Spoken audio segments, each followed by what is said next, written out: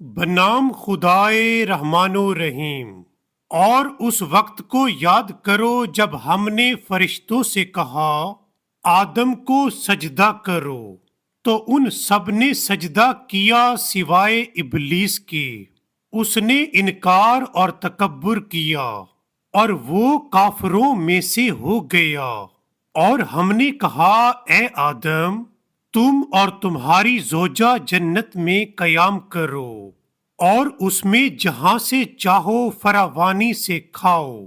اور اس درخت کے قریب نہ جانا ورنہ تم دونوں زیادتی کا ارتکاب کرنے والوں میں سے ہو جاؤ گے۔ پس شیطان نے ان دونوں کو وہاں سے پھسلا دیا۔ پھر جس نعمت میں وہ دونوں قیام پذیر تھے اس سے ان دونوں کو نکلوا دیا، اور ہم نے کہا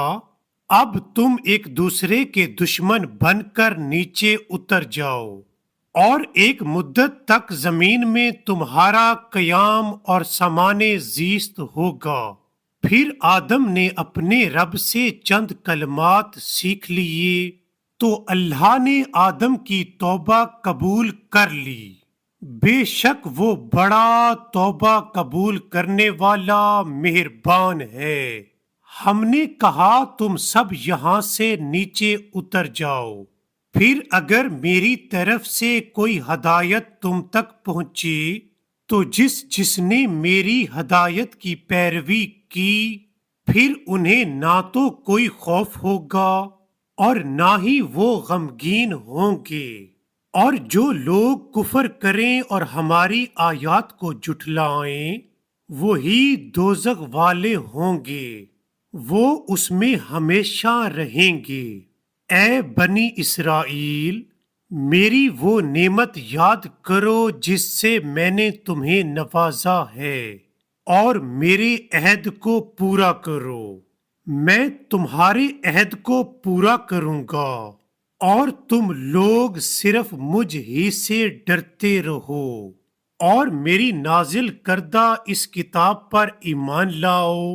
جو تمہارے پاس موجود کتاب کی تصدیق کرنے والی ہے، اور سب سے پہلے تم ہی اس کے منکر مت بنو، اور میری آیات کو تھوڑی قیمت پر فروخت نہ کرو، اور صرف میرے غضب سے بچنے کی فکر کرو، اور حق کو باطل کے ساتھ خلط نہ کرو، اور جان بوجھ کر حق کو نہ چھپاؤ،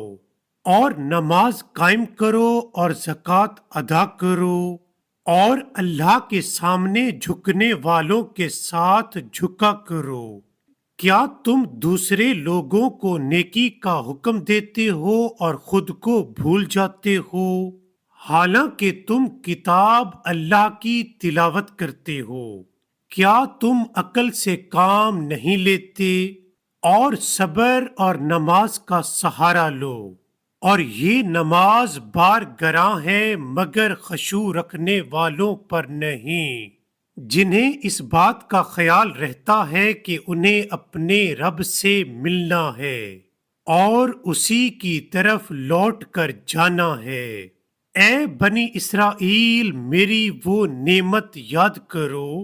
جس سے میں نے تمہیں نوازا اور تمہیں عالمین پر فضیلت دی، اور اس دن سے بچنے کی فکر کرو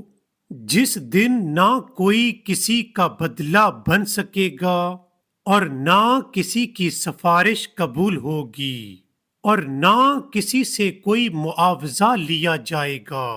اور نہ ان کی مدد کی جائے گی۔ اور وہ وقت یاد کرو جب ہم نے تمہیں فرعونیوں سے نجات دی جو تمہیں بری طرح اذیت دیتے تھے،